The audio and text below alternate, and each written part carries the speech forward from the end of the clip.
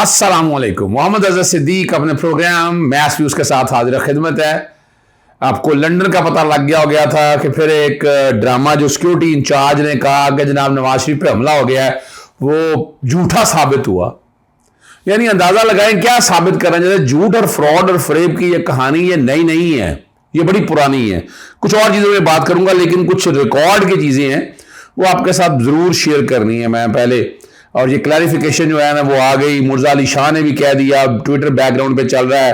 दोस्त है हमारे जी, Nawaz Sharif was not attacked, PTI not involved, the clash took place between the police and Black Lives Matter protest on Bond Street when Nawaz Sharif was at a store shopping, coffee splashed on his car as BLM and police clash, Khurram Bhatt deleted tweet.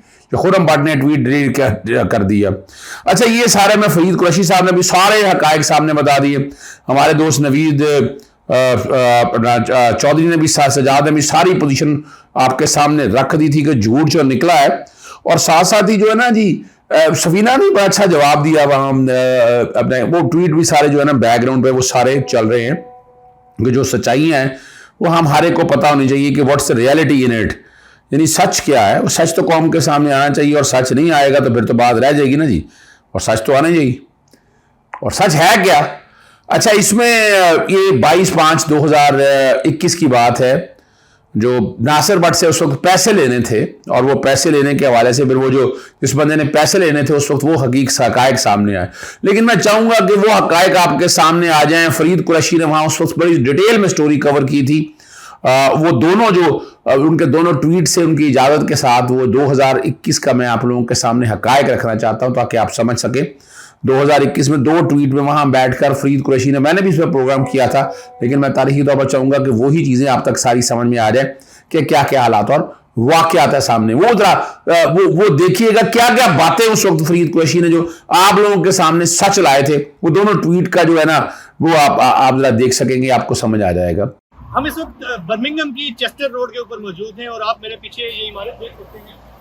इस building के अंदर date solution services का दफ्तर है और Antonio Golding उस शख्स का नाम है जो इस कंपनी के डायरेक्टर हैं। कंपनी हाउस पर ये कंपनी 2017 से रजिस्टर्ड है और इस कंपनी की अपनी वेबसाइट भी मौजूद है जिसके ऊपर सारी तफसीलात दर्ज हैं। ये कंपनी है डेट कलेक्शन की, यानी कर्ज वसूली की कंपनी है और लोगों के लेन देन के मामलात में ये कर्ज वसूल करते हैं। 20 मई 2021 को इसी साल गुज़िश्ता महीने जो वीडियो मुहैया की गई नून लीग की तरफ से जिसमें ये दावा किया गया कि ये अफराद जो हैं ये नवाज शरीफ पर हमला करने की गरज से आए थे, उन वीडियोस के अंदर जो बगैर मास्क के शख्स नज़र आ रहा है उसी का नाम एंटोनियो गोल्डिंग है और वो इस इमारत के अंदर उनका दफ्तर है। ये मसरूफ शाहरा है, आप देख सकते हैं गाड़ियाँ यहाँ से गुजर रही हैं और इस इमारत के ऊपर उनका दफ्तर है। इनका काम कर्ज वसूली का है और ये कोई हमले करने वाले लोग नहीं, ये लोगों के कर्ज के लेन देन के मामलात में अपना किरदार अदा करते हैं। और इसी सिलसिले में आपने देखा था कि उन्होंने अपने हाथ में फाइल पकड़ रखी थी, लेकिन उसके फौरन बाद जिस तरह से मामले को एक रुख दिया गया कि नवाज शरीफ ने पाकिस्तान के ऊपर भी हमला कर उन्हें मारने की कोशिश की गई और लंदन के अंदर ये कोशिशें की जा रही हैं और इशारा जो है वो इदारों की तरफ किया गया, जिसके बाद वो वीडियोज़ जो है वो सोशल मीडिया पर वायरल हुई और पुलिस को रिपोर्ट भी की गई नून लीग की तरफ से। लेकिन पुलिस ने अभी तक इस मामले में मजीद कोई पेशरफ्त नहीं की। अगर हम लोग एंटोनियो गोल्डिंग को ढूंढ कर उनके दफ्तर आ सकते हैं तो पुलिस के लिए यकीनन मुश्किल काम नहीं है और पुलिस को पता होगा कि वो इसी दफ्तर से गए थे और डेट कलेक्शन के लिए गए थे, इसीलिए अभी तक इस मामले में कोई मजीद पेशरफ्त नहीं हुई। अब ये जो है नून लीग की जिम्मेदारी है, उनके रहनुमा की जिम्मेदारी है कि वो इस मामले पर वजाहत दें, वो बताएं कि इस वाक़े के दूसरे दिन वीडियोज़ क्यों रिलीज़ की गई और फ़ौरन बाद फिर इदारों के ऊपर इल्ज़ाम क्यों लगाया गया, जबकि ये मामला था कर्ज की वसूली का, डेट कलेक्शन का मामला था। और ये जो लोग हैं इनका दफ्तर है, इनसे हमने यहाँ पे बातचीत करने की भी कोशिश की। एंटोनियो गोल्डिंग से मेरी मुलाकात हुई और उन्होंने इस मामले पर किसी भी किस्म के तबसरे से गुरेज किया। उन्होंने कहा कि मैं बात नहीं करना चाहता, उनकी अपनी मजबूरियाँ होंगी क्योंकि उनका जो काम है वो इस तरह का है कि वो डेट कलेक्शन के लिए लोगों के घरों पर उनके दफ्तरों तक जा सकते हैं। तो उन्होंने अपनी कोई सोशल मीडिया प्रोफाइल भी नहीं बनाई हुई, उनका कोई तस्वीर कोई वीडियो आपको किसी भी सोशल मीडिया पे नज़र नहीं आएगी। उनकी वेबसाइट के ऊपर भी आपको उनका नाम, उनका फ़ोन नंबर मिलेगा लेकिन उनकी तस्वीर नज़र नहीं आएगी।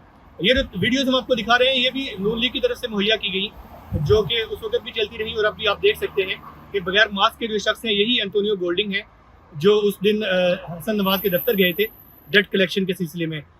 अच्छा, एक और कहानी वहाँ पर बड़ी ज़बान से सरेआम है कि इस तरह की कुछ झूठी कहानियां गढ़ के फिर डेफेमेशन के सूट फाइल किए जाते हैं, फिर पैसे आपस में तकसीम किए जाते हैं। ये मैं चूँकि वहाँ लंदन में इंग्लैंड में रहा हूँ तो वहाँ मैं ये सारा कुछ देखता आया हूँ। यानी ये भी एक तरीका अपनाया हुआ है कि पूरा एक ग्रुप जो है ना वहाँ बैठकर कुछ इस तरह की झूठी कहानियां गढ़ के फिर वो नोटिस दिए जाते हैं। फिर उसके बाद वो जो डेफेमेशन के कानून बड़े सख्त हैं, वो ऑक्सफॉर्म बड़ा सख्त है, और वहाँ जब वो सारी चीज़ें सामने आती हैं तो आपको पता है।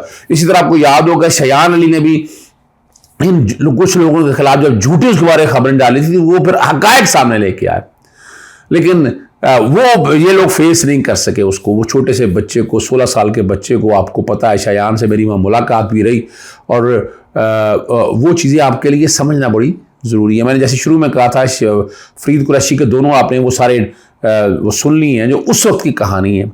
तो फिर इस कहानी के इस ट्विस्ट को जब इसके साथ आप जोड़ें तो आप समझ सकते हैं कि बाकायदा एक ग्रुप बैठे वहाँ क्या कर रहा है, उनकी प्लानिंग क्या। तो प्लानिंग समझ आ जानी चाहिए आपको कि वहाँ ये नहीं है, वहां झूठ, फ्रॉड और फ्रेब बिकता है। यहां पर झूठी स्टोरियां गढ़ी जाती हैं और फिर वो बेचा जाता है, वो मंजर बिकता है यहां पर, और हम समझते हैं कि पता नहीं क्या जुल्म हो गया है।